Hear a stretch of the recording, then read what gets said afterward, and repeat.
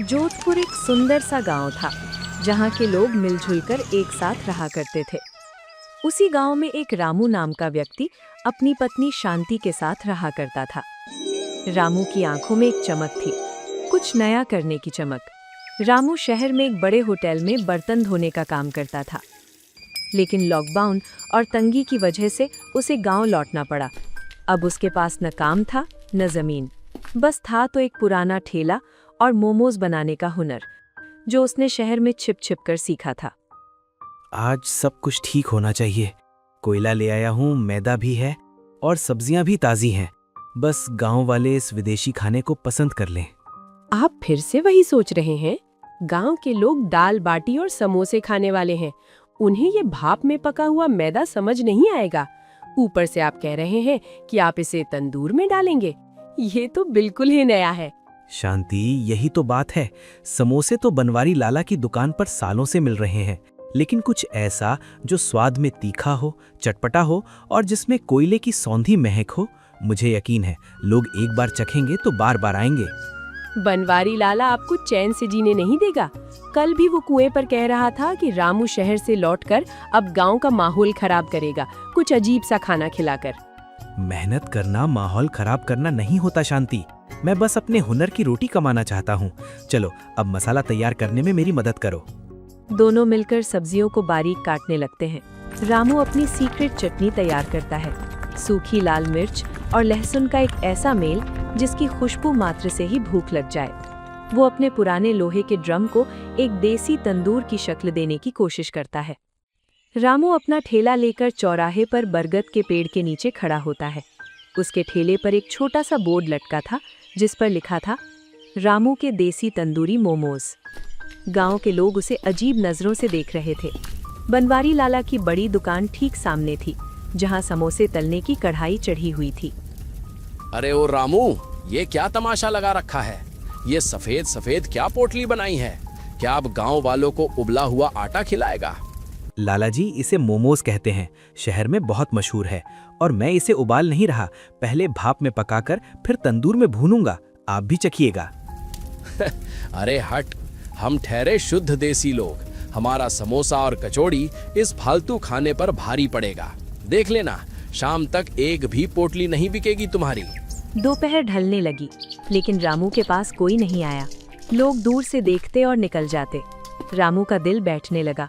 उसे लगा कि शायद शांति सही कह रही थी। तभी उसका दोस्त सुरेश वहां पहुंचा। अरे रामू, ये क्या लगा लिया? शहर वाली बीमारी यहाँ भी ले आया? बीमारी नहीं भाई, स्वाद है। एक बार खाकर देख, पैसे मत देना, बस चख ले। चल, तू कहता है तो खिला दे, भूख भी लगी है। रामू ने फुर्ती से मोमोज निकाले, उन्हें एक खास मसाले वाले दही के घोल में लपेटा और सींक में पिरोकर दहकते हुए कोयलों के ऊपर रख दिया। जैसे ही मसाला जलते हुए कोयले पर गिरा, एक जबरदस्त खुशबू पूरे चौराहे पर फैल गई। बनवारी लाला की दुकान पर बैठे लोग भी अपनी नाक से कोड़ने लगे। ये क्या जादू है? ऊपर से एकदम कुरकुरा और अंदर से इतना नरम और रसीला। और ये चटनी, भाई कान से धुआं निकल गया पर हाथ नहीं रुक रहा। सच में अच्छा है। ओए गांव वालों, समोसे छोड़ो, इधर आओ। ऐसी चीज पहले कभी नहीं खाई होगी। रामू, 2 प्लेट और लगा, मुखिया जी के घर भी देकर आता हूँ। सुरेश की आवाज और उस तंदूरी धुएं की खुशबू ने काम कर दिया। धीरे धीरे लोग रामू के ठेले के पास जमा होने लगे। गांव के नौजवान जो अक्सर शहर जाते रहते थे, उन्हें ये स्वाद अपनी ओर खींचने लगा। क्या शोर मचा रखा है? क्या खिला रहे हो रामू बेटा? मुखिया जी, तंदूरी मोमोज हैं, सब्जियां हैं इसमें और बहुत कम तेल। एक बार चखिए। मुखिया जी ने एक मोमो उठाया। पूरी भीड़ शांत होकर उनके चेहरे के हाव भाव देख रही थी। मुखिया जी ने धीरे से उसे चबाया। उनकी आंखें बड़ी हो गईं। बनवारी, ओ बनवारी। जी मुखिया जी, क्या हुक्म है? तेरे समोसे खा खाकर पेट में तेजाब बन गया था। आज कुछ असली स्वाद मिला है। रामू, आज से तू यहीं ठेला लगाएगा। और सुन, 1 प्लेट मेरे घर भी भिजवा देना। मुखिया जी का इतना कहना था कि रामू के ठेले पर जैसे लूट मच गई। हर कोई तंदूरी मोमोज मांग रहा था। रामू के हाथ तेजी से चल रहे थे। वो कोयले दहका रहा था, मोमोज सेक रहा था और चटनी परोस रहा था। शांति भी घर से भागती हुई आई और उसकी मदद करने लगी। मैंने कहा था ना, आपका हुनर बेकार नहीं जाएगा। अभी तो शुरुआत है शांति, अभी बनवारी लाला का गुस्सा झेलना बाकी है। रात के करीब 10 बज रहे थे। रामू अपनी सारी कमाई गिन रहा था। आज उसे 800 रुपए का मुनाफा हुआ था। उसके लिए ये किसी खजाने से कम नहीं था। लेकिन दूसरी तरफ बनवारी लाला की दुकान पर सन्नाटा था। उसके समोसे ठंडे होकर कड़े हो चुके थे। वो गुस्से में लाल पीला हो रहा था। ये कल का आया छोकरा मेरी खानदानी दुकान बंद करवाएगा। इसकी हिम्मत कैसे हुई मेरे सामने ठेला लगाने की। लाला, स्वाद तो है उसके पास, लोग उसकी चटनी के दीवाने हो रहे हैं। स्वाद की ऐसी की तैसी, गांव में रहना है तो बनवारी के नीचे दबकर रहना होगा। रात के अंधेरे में उसका वो तंदूर और ठेला पास वाली नदी में फेंक दो। देखते हैं कल कैसे दुकान सजाता है। रात के अंधेरे में बनवारी के आदमी रामू के ठेले के पास पहुंचते हैं। वे उसका सामान तहस नहस करने की कोशिश करते हैं, लेकिन तभी अचानक झोपड़ी के पीछे से सुरेश निकल आता है। क्यों बे, चोरी छिपे क्या कर रहे हो? वो तो हम बस देख रहे थे कि ठेला ठीक से खड़ा है या नहीं। भाग यहाँ से और अपने लाला से कह देना, रामू अकेला नहीं है, पूरा गांव उसके स्वाद का दीवाना हो गया है। अगर ठेले को खरोंच भी आई तो लाला की दुकान की ईंट से ईंट बजा देंगे। रामू का काम चल पड़ा था।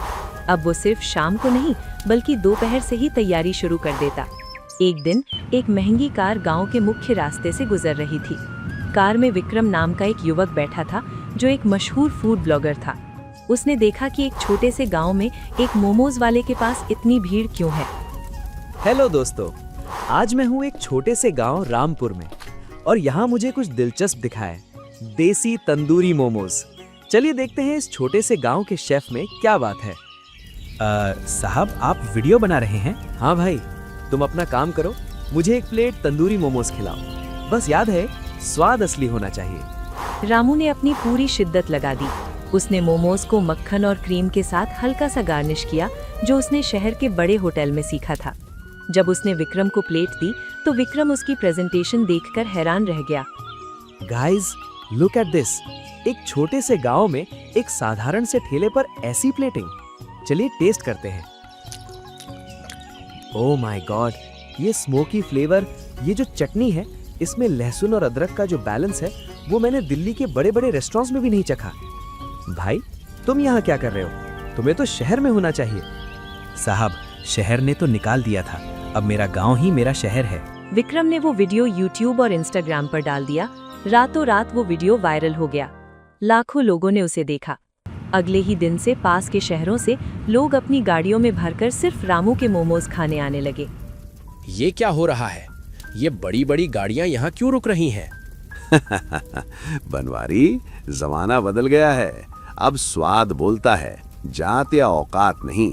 देख, रामू ने हमारे गांव का नाम पूरे देश में मशहूर कर दिया।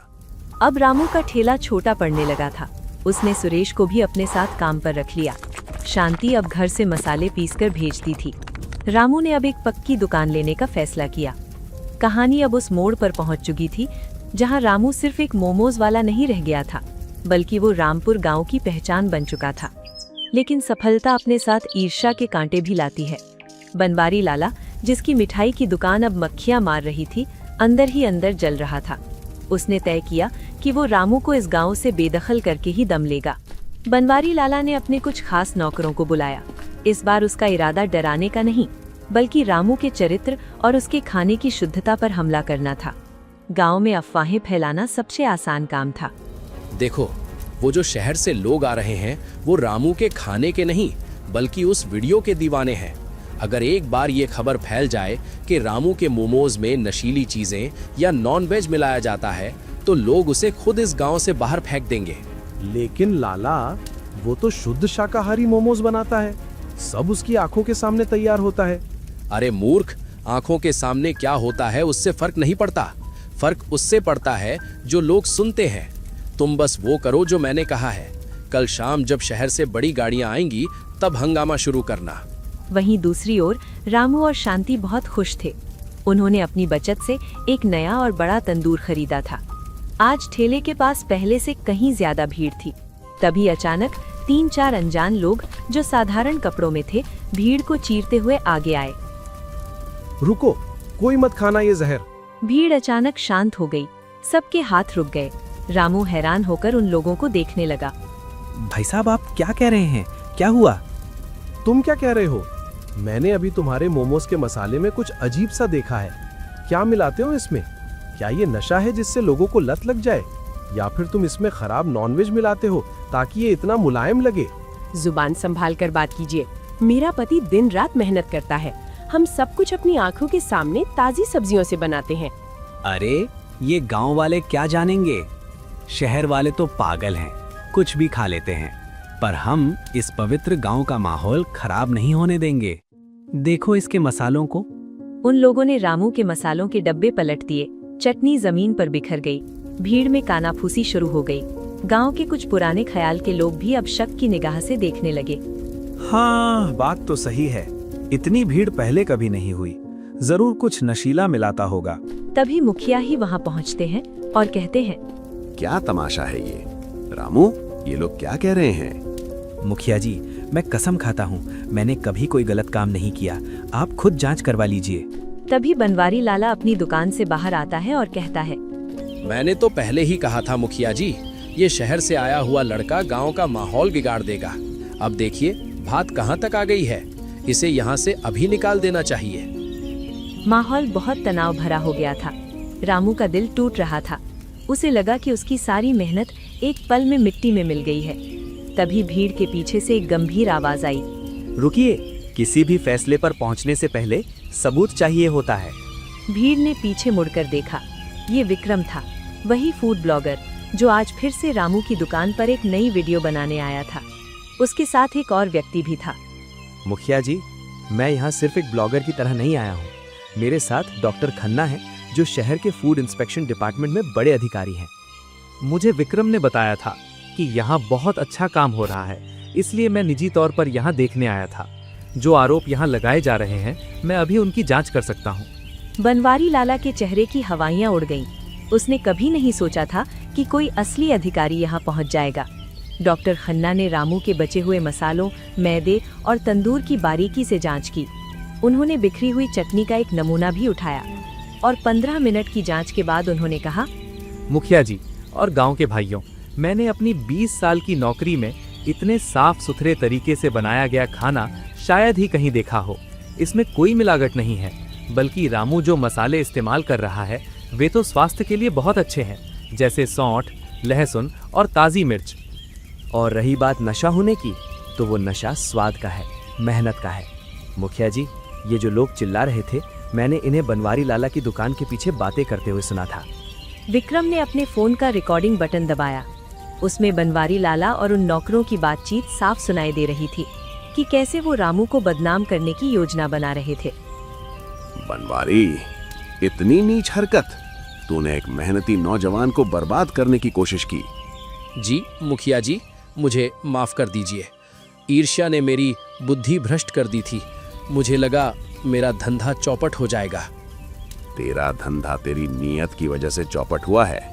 आज ही तू गांव की पंचायत को 10,000 रुपए जुर्माना देगा, जो रामू के नए नुकसान की भरपाई में इस्तेमाल होंगे। और अगर आइंदा ऐसी हरकत की तो तेरी दुकान खाली करवा ली जाएगी। बनवारी लाला शर्म से झुक गया। लोग अब रामू के समर्थन में नारे लगाने लगे, लेकिन रामू चुप था। वो बनवारी लाला के पास गया और बोला, लाला जी, आप बड़े हैं, मुझे शर्मिंदा मत कीजिए। मुझे जुर्माना नहीं चाहिए, बस इतना चाहता हूँ कि आप भी अपनी दुकान पर मेहनत करें। अगर आप चाहें तो मैं आपको भी तंदूरी मसालों का सही तरीका सिखा सकता हूँ। आप समोसे बेचिए, मैं मोमोज बेचूंगा। गांव का नाम तो दोनों से ही होगा ना। रामू की ये बात सुनकर बनवारी लाला की आंखों में आंसू आ गए। उसे अपनी गलती का एहसास हो गया। इस घटना के बाद रामू की इज्जत और बढ़ गई। अब वो सिर्फ एक ठेले वाला नहीं रह गया था। मुखिया जी ने उसे चौराहे पर एक पुरानी सरकारी जमीन पट्टे पर दे दी। सुरेश ने अपनी मैकेनिक की नौकरी छोड़ दी और रामू का मैनेजर बन गया। शांति अब सिर्फ घर की 4 दीवारी तक सीमित नहीं थी। वो दुकान का हिसाब किताब देखने लगी। रामू, देखिए, आज शहर के अखबार में आपकी फोटो छपी है। लिखा है, गांव के एक मोमोज वाले ने बदली किस्मत। शांति, ये सिर्फ मेरी किस्मत नहीं है, ये हमारे गांव की किस्मत है। देखो, अब हमारे यहाँ के 5 और लड़के इस दुकान में काम कर रहे हैं। उन्हें अब शहर जाकर अपमान नहीं झेलना पड़ेगा। तभी सुरेश अंदर आता है और कहता है, भाई आज तो शहर के मेयर साहब आ रहे हैं, उनके लिए खास इंतजाम करना होगा। इंसान बड़ा हो या छोटा, स्वाद सबके लिए एक जैसा ही रहेगा सुरेश। कोयला दहकाओ और चटनी तैयार करो। साल बीतते गए। रामू के तंदूरी मोमोज अब एक ब्रांड बन चुका था। उसने गांव के अन्य बेरोजगारों को भी ट्रेनिंग दी और उन्हें अलग अलग जगहों पर स्टॉल लगाने में मदद की। रामपुर गांव अब मोमोज विलेज के नाम से जाना जाने लगा। कभी सोचा था कि एक पुराना लोहे का ड्रम हमारी जिंदगी बदल देगा? शांति, ड्रम तो सिर्फ एक जरिया था। असली ताकत तो उस भूख में थी जो कुछ कर गुजरने के लिए अंदर जल रही थी। आज मेरे पास पैसा है, नाम है, लेकिन सबसे बड़ी खुशी ये है कि आज मैं किसी के नीचे काम नहीं करता। मैं अपनी मिट्टी में रहकर अपने लोगों को रोटी दे पा रहा हूँ। और बनवारी लाला? वो तो अब मेरे सबसे अच्छे दोस्त हैं। कल कह रहे थे कि उनके तंदूरी समोसे भी अब शहर जाने लगे हैं। चांदनी रात में रामू का चेहरा संतोष से चमक रहा था। उसने साबित कर दिया था कि गरीबी सिर्फ पैसों की कमी है, हौसले की नहीं। अगर आपके हाथों में हुनर है और नीयत साफ है तो एक मामूली तंदूरी मोमोज वाला भी दुनिया जीत सकता है। तो दोस्तों, आप लोगों को ये कहानी कैसी लगी? कमेंट करके जरूर बताएं। और ऐसी कहानियों को देखने के लिए वीडियो को लाइक करें और चैनल को सब्सक्राइब करें।